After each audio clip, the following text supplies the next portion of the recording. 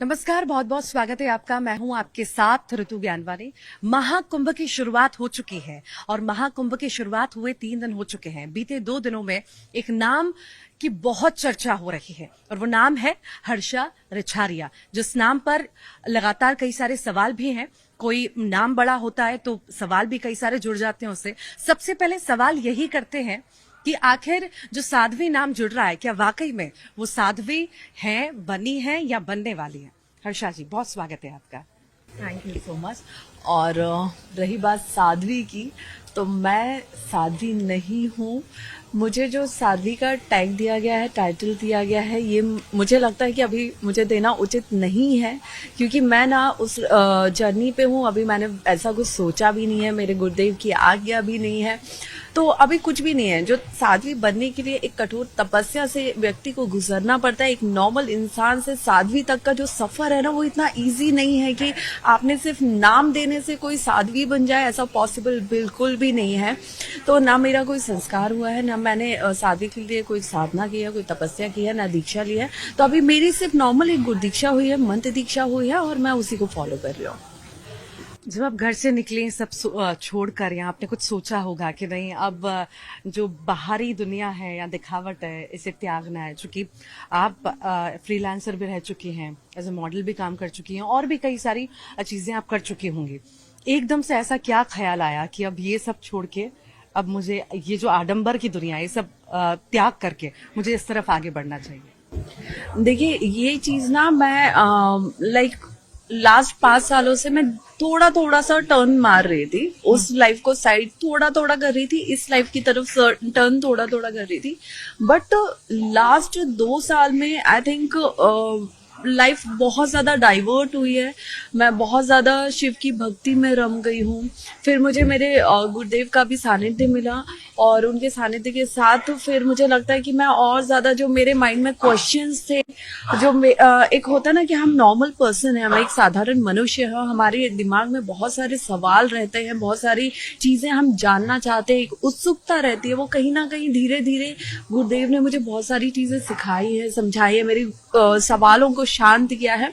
तो जब आप धीरे धीरे चीजों के बारे में जानने लगते हो, उनकी थोड़ी थोड़ी गहराई में थोड़ा थोड़ा सा उतरने लगते हैं, तो आप उसमें उतना इन्वॉल्व फील करते हैं।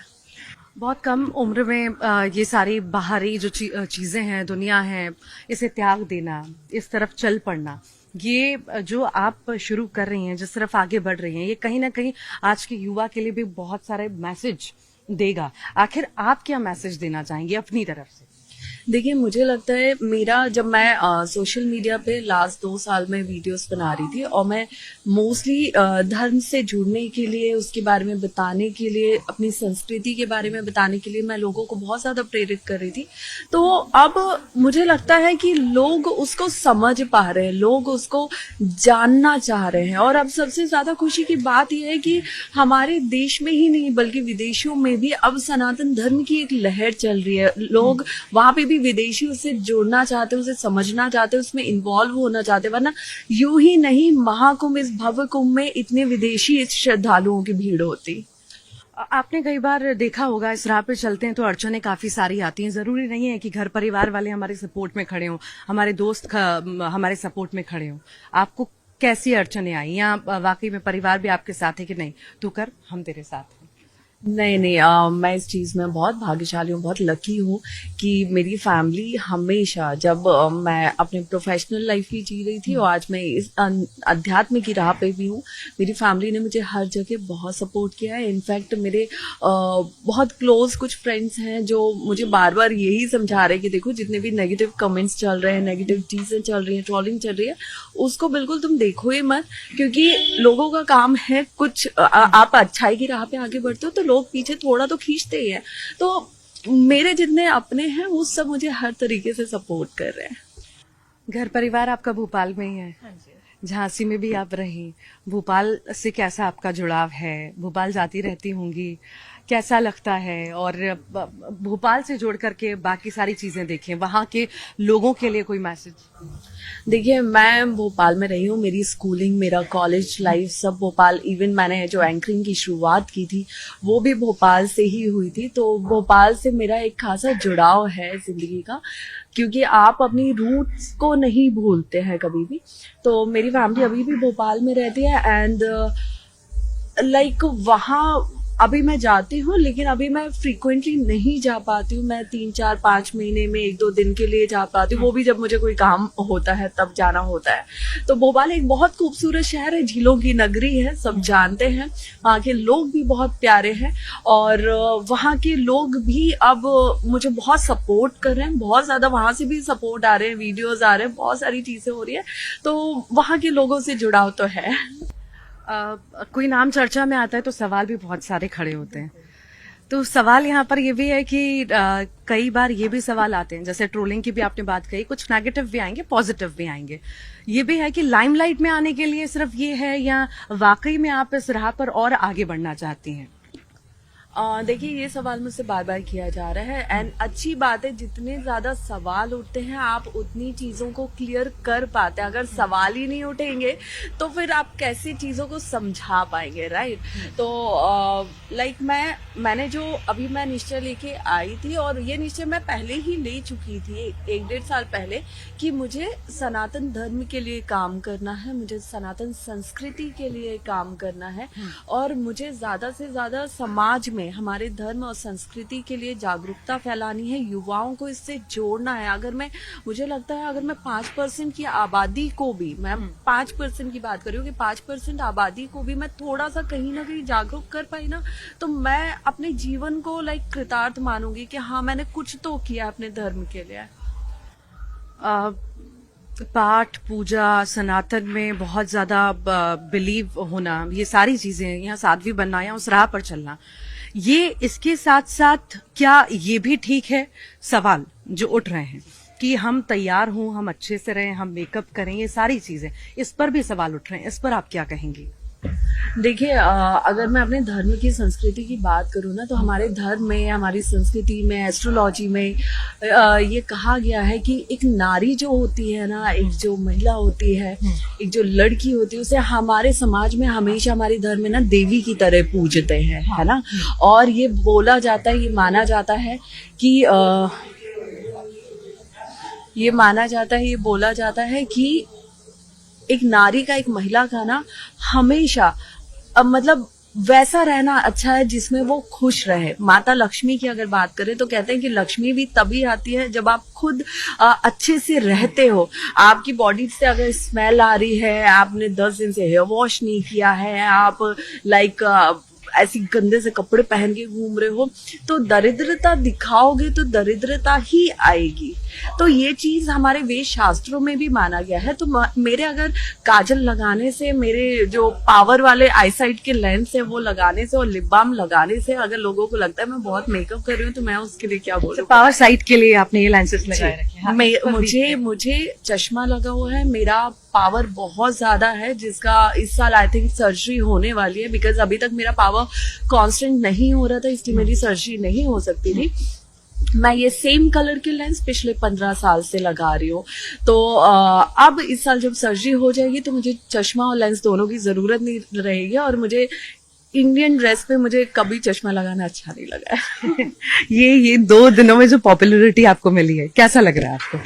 देखिए, मीडिया की साथ की वजह से और महादेव के आशीर्वाद की वजह से, गुरुदेव के आशीर्वाद की वजह से, ये जो पॉपुलैरिटी है, ये टाइम पे टाइम, जहाँ मैं सिर्फ अपने रंग में रहती हूँ वहां से मुझे उठा के ट्रॉल कर दिया जाता है। ये केदारनाथ के टाइम पे भी बहुत ज्यादा मेरे साथ हुआ है, जब पट खुले थे लास्ट ईयर, और ये अगेन फिर हुआ है।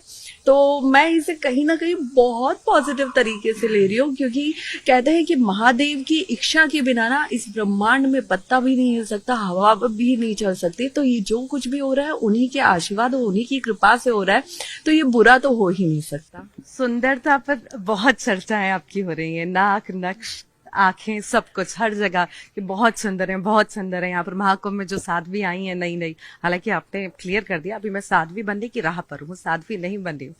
सुंदरता को लेकर के क्या कहेंगी? देखिए, सुंदरता ये मुझे नहीं पता था कि मैं इतनी भी कोई खास अच्छी हूँ, जितना मुझे मीडिया के थ्रू और सोशल मीडिया के थ्रू पता चल रहा है। तो ये अच्छा भी है, लेकिन मुझे लग रहा है मुझे नजर भी लग रहा है। ईश्वर की ये भी कृपा है कि कदकाठी, नाक नक्श सब कुछ अच्छा दिया, सब उसी के लिए शुक्रगुजार हैं आप। बिल्कुल, मैं पूरी तरह से महादेव की, गुरुदेव की, हर चीज में मेरे माता पिता की शुक्रगुजार हूँ कि आज मैं जहाँ भी हूँ, जैसी भी हूँ, जिस तरीके से हूँ और जैसे लोग मुझे देख रहे हैं, मेरी प्रशंसा कर रहे हैं, ये सब इनके बिना अधूरा रहता, होता ही नहीं ना। अब क्या लग रहा है आने वाले समय में कितना चैलेंजिंग रहने वाला है आने वाला समय आपका, अभी को देख करके? देखिए, आने वाला समय मुझे नहीं पता कैसा होगा, कोई भी नहीं जान सकता कि आने वाले वक्त में क्या होगा और क्या नहीं होगा। लेकिन हाँ, जो भी होगा मैं पूरी कोशिश करूंगी कि महादेव के आशीर्वाद से और गुरुदेव के सानिध्य में मैं अपनी नेगेटिव कंडीशन को भी, नेगेटिव सिचुएशन को भी पॉजिटिव में बदल पाऊं। और कहते हैं कि जब तक सर पे गुरुदेव का हाथ है ना, तब तक कोई भी चीज इतनी बुरी हो ही नहीं सकती कि आप उसे संभाल ना पाओ। कभी बचपन में आपको ऐसा लगा कि मुझे इस राह पर जाना है, या शुरू से ही लगता था मुझे फ्रीलांसिंग करनी है या एंकरिंग करनी है, ऐसा कुछ, या ये बचपन से नहीं था, अभी अभी बदलाव आया? देखिए, मैं स्कूल में थी तो मैं एयरफोर्स ऑफिसर बनना चाहती थी। फिर किस्मत ने मुझे एंकरिंग में ला दिया, फिर एंकरिंग से मैं एक्टिंग में आ गई, और फिर मैं अब सब छोड़ के स्पिरिचुअल रास्ते पे चल रही हूँ। तो ये मुझे लगता है ये सारे रास्ते वो हैं जो महादेव ने मेरे लिए चुने हैं, उन्होंने बनाए हैं। इतना आसान था वो सब छोड़कर यहाँ आना? हाँ, क्योंकि जिस इंसान को इस रास्ते पे आना होता है ना, भगवान पहले से धीरे धीरे आपके अंदर वो बीज बोता जाता है, जिसका एक दिन फल सबके सामने आता है। तो महादेव मेरे अंदर धीरे धीरे वो चेंजेस ला रहे थे, जिसकी वजह से मैं उस समाज से, उस सर्कल से कट ऑफ धीरे धीरे हो रही थी और मैं इस साइड टर्न हो रही थी। अब वो मैं पूरी तरह टर्न हो चुकी हूँ, तो मुझे लगता है कि अब वो ज्यादा दिख रहा है। बहुत बहुत शुक्रिया हमारे साथ जुड़ने के लिए, सवालों के जवाब देने के लिए। तो ये सबसे सुंदर साध्वी, हालांकि इन्होंने ये क्लियर किया कि ये साध्वी नहीं है, अभी उस राह पर हैं, और कई सारे अनुभव भी साझा किए, कैसे इस राह पर चल पड़ी हैं और आगे भी जाने के लिए लगातार जो है प्रयास करती रहेंगी। सनातन में इनकी भक्ति है, ईश्वर में इनकी भक्ति है, और इसी तरह जो है आगे बढ़ती चलेंगे।